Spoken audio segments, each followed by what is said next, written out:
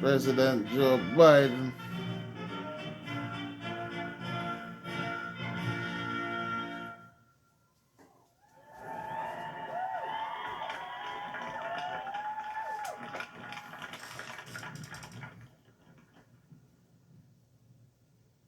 Ladies and gentlemen, please be seated.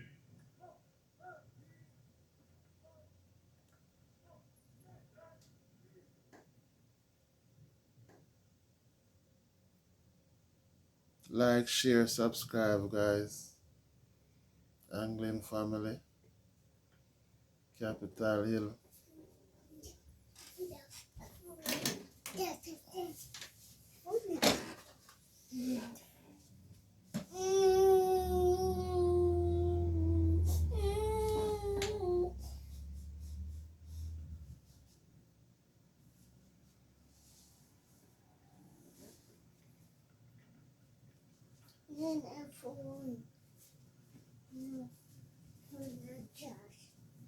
President-elect Joe Biden, Vice President-elect Kamala Harris. Big day for Boston.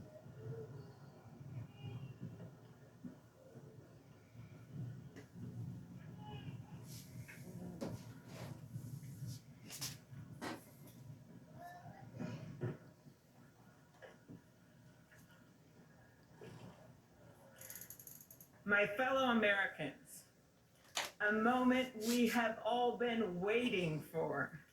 It is now my great privilege and high honor to be the first person to officially introduce the 46th President of the United States, Joseph R. Biden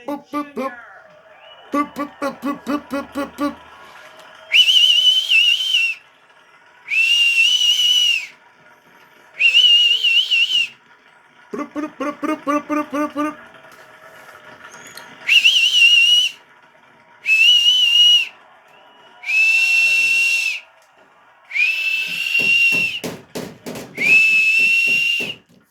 Vice President Harris, Speaker Pelosi, Leader Schumer, Leader McConnell, Vice President Pence, my distinguished guests, my fellow Americans. This is America's day. This is democracy's day. A day of history and hope, of renewal and resolve. Through a crucible for the ages, America has been tested anew, and America has risen to the challenge. Today, we celebrate the triumph not of a candidate, but of a cause, the cause of democracy. The people, the will of the people has been heard, and the will of the people has been heeded. We've learned again that democracy is precious, democracy is fragile. And at this hour, my friends, democracy has prevailed. So now, on this hallowed ground where just a few days ago, violence sought to shake the Capitol's very foundation, we come together as one nation. Subscribe, like, God, share. Indivisible. To carry out the peaceful Comment. transfer of power as we have for more than 2 centuries. As we look ahead in our unique Robert American Anglin, way, real life. restless, bold, optimistic, and set our sights on the nation we know we can be and we must be. I thank my predecessors of both parties for their presence here today. I thank them from the bottom of my heart. And I know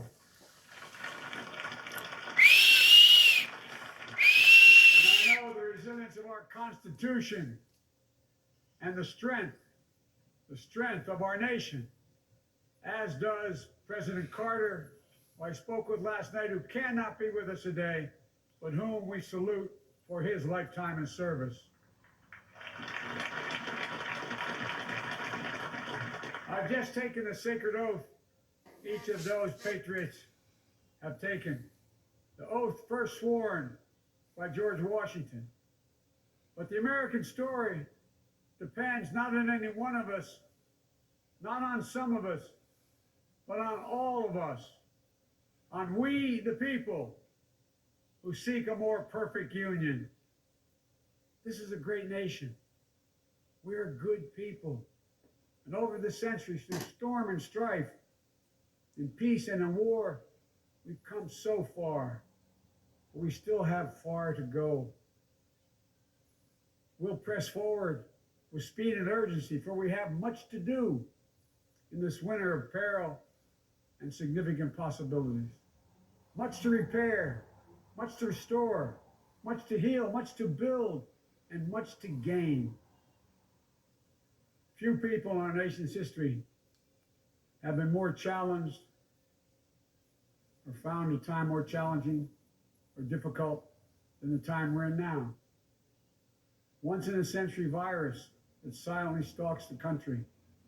It's taken as many lives in 1 year as America lost in all of World War II.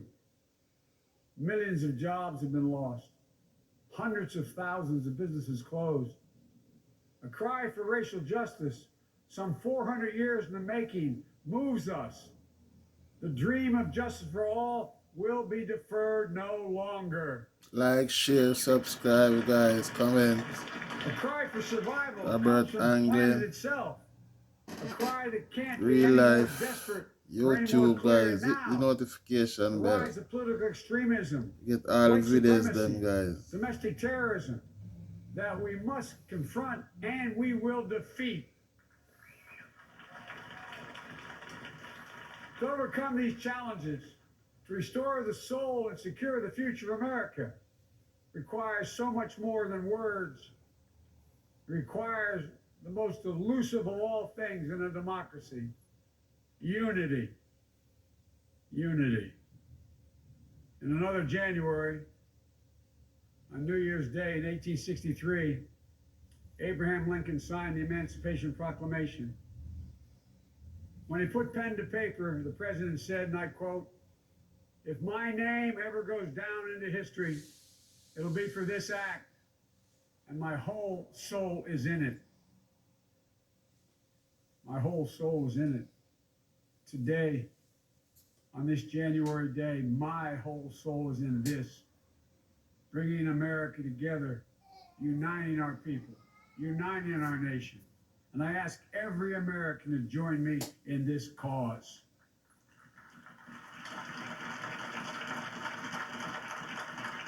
Uniting to fight the foes we face: anger, resentment and hatred, extremism, lawlessness, violence, disease, joblessness, and hopelessness. With unity, we can do great things, important things. We can right wrongs. We can put people to work in good jobs. We can teach our children in safe schools. We can overcome the deadly virus.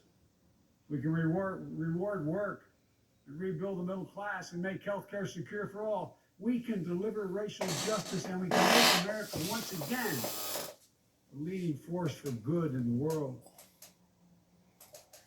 I know speaking of unity can sound to some like a foolish fantasy these days.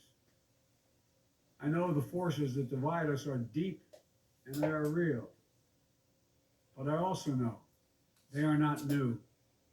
Our history has been a constant struggle between the American ideal that we're all are created equal and the harsh, ugly reality that racism, nativism, fear, demonization have long torn us apart. The battle is perennial, and victory is never assured. Through Civil War, the Subscribe, Great share, Depression, World War, 9/11, comment, through struggle, sacrifice, and setbacks, our better angels have always like, prevailed. tell a friend, In each guys. of these moments, enough of us have come together to carry all of us forward. And we can do that now. History, faith, and reason show the way of unity. We can see each other not as adversaries, but as neighbors. We can treat each other with dignity and respect. We can join forces, stop the shouting, and lower the temperature. For without unity, there is no peace, only bitterness and fury. No progress, only exhausting outrage. No nation, only a state of chaos. This is our historic moment of crisis and challenge. And unity is the path forward. And we must meet this moment as the United States of America. If we do that, I guarantee you we will not fail. We have never, ever, ever, ever failed in America. We've acted together. And so today, at this time, in this place, let's start afresh. All of us. Let's begin to listen to one another again. Hear one another. See one another. Show respect to one another. Politics doesn't have to be a raging fire, destroying everything in its path. Every disagreement doesn't have to be a cause for total war. And we must reject the culture in which facts themselves are manipulated and even manufactured.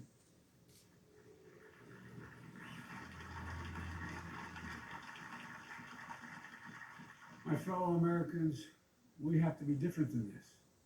America has to be better than this. And I believe America is so much better than this. Just look around. Here we stand in the shadow of the Capitol Dome, as was mentioned earlier, completed amid the Civil War, when the Union itself was literally hanging in the balance. Yet we endured. We prevailed. Here we stand, looking out on the great mall where Dr. King spoke of his dream. Here we stand where 108 years ago, at another inaugural, thousands of protesters tried to block brave women marching for the right to vote.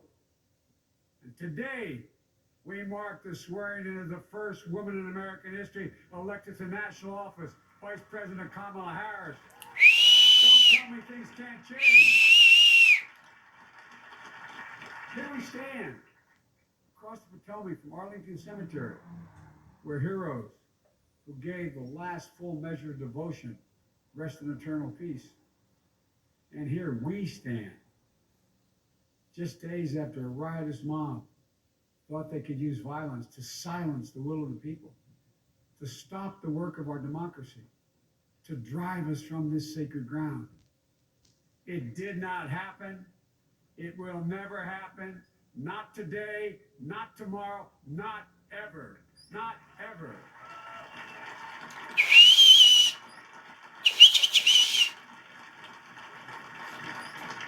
To all those who supported our campaign, I'm humbled by the faith you place in us. To all those who did not support us, let me say this. Hear me out as we move forward. Take a measure of me and my heart.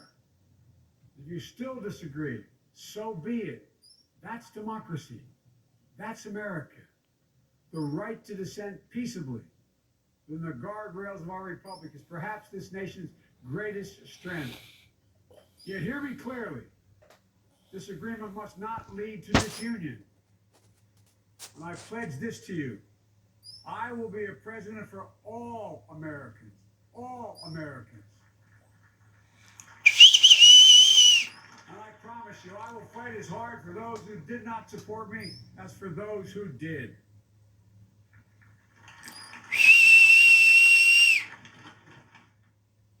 Many centuries ago, St. Augustine, a saint of my church, wrote that a people was a multitude defined by the common objects of their love.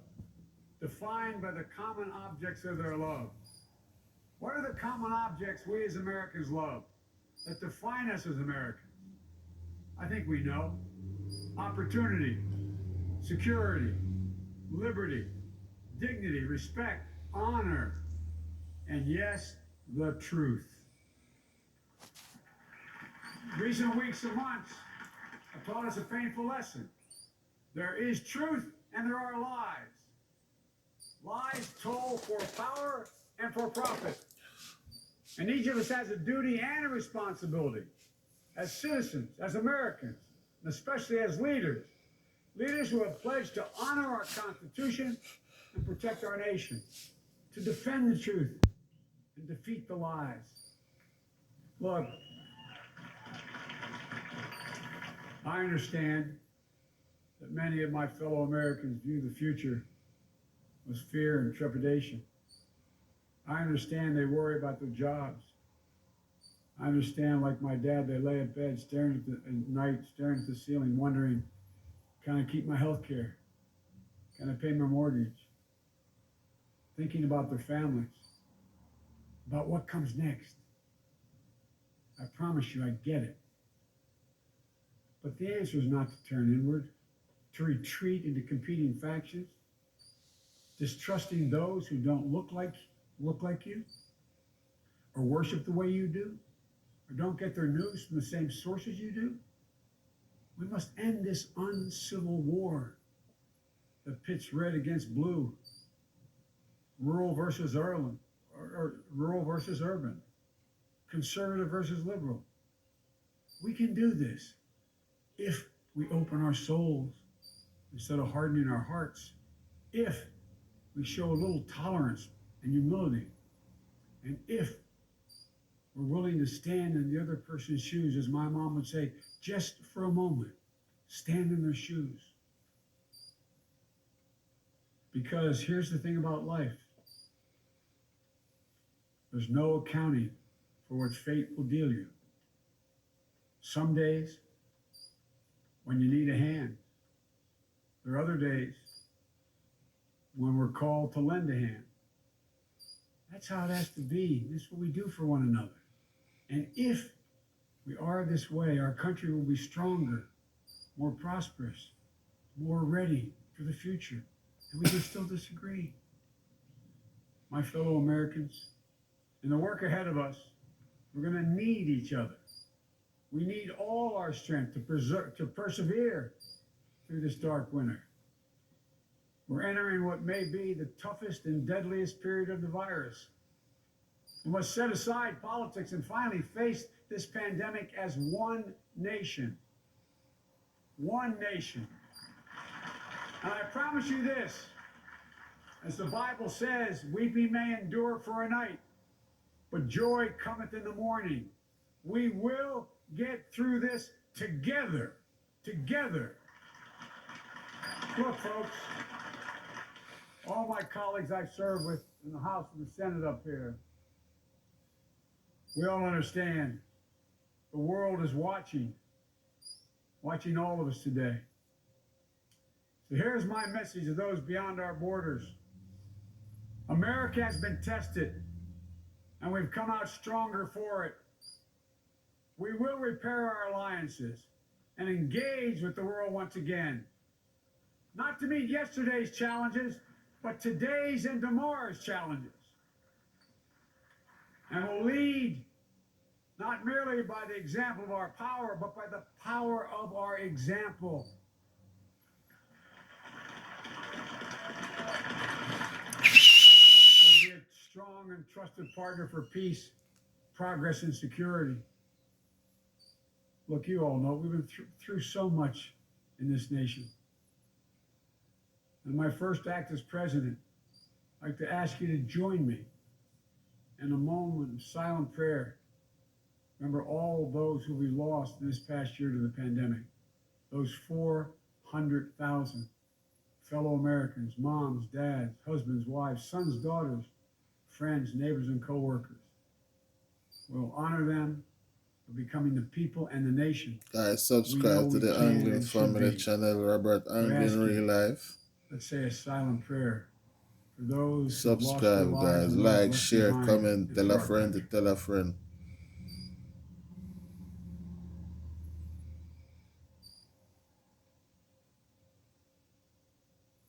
Moment of silence in Capitol Hill. Folks, this is a time of testing. We face an attack on our democracy and on truth, a raging virus growing inequity, the sting of systemic racism, the climate in crisis, America's role in the world.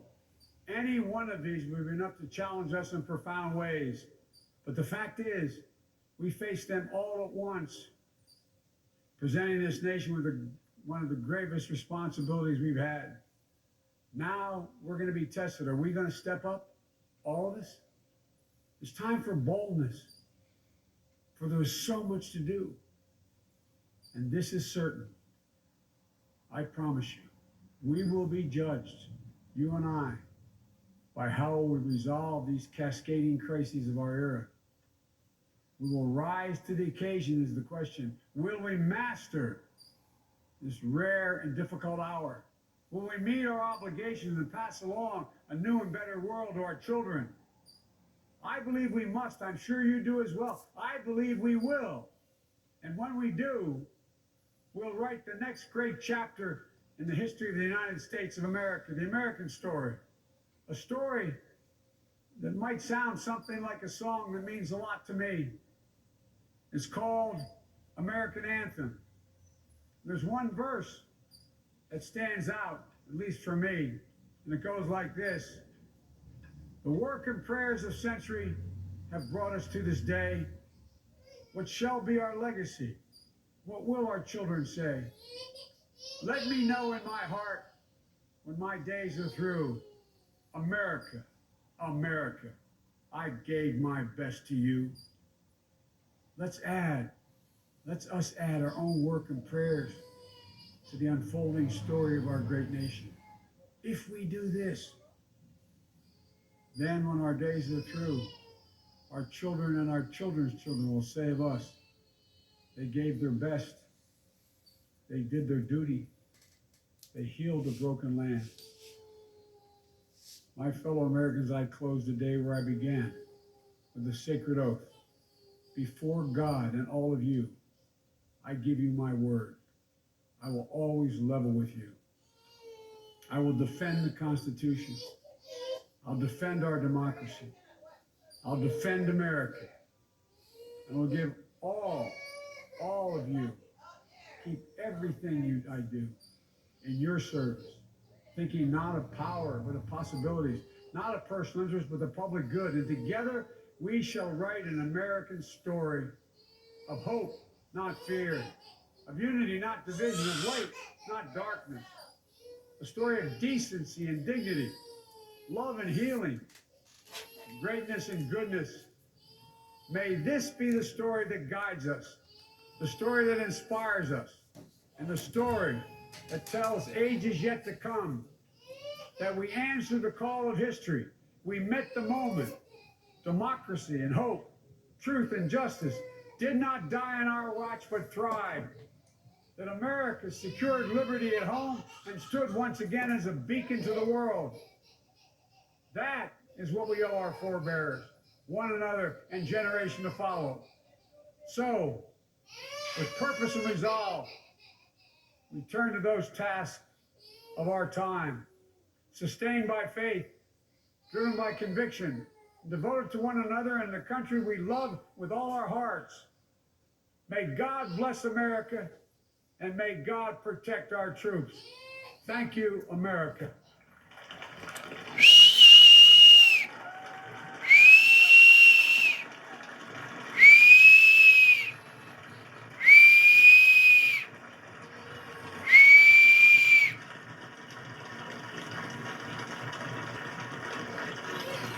Yes, guys, you don't know that was it.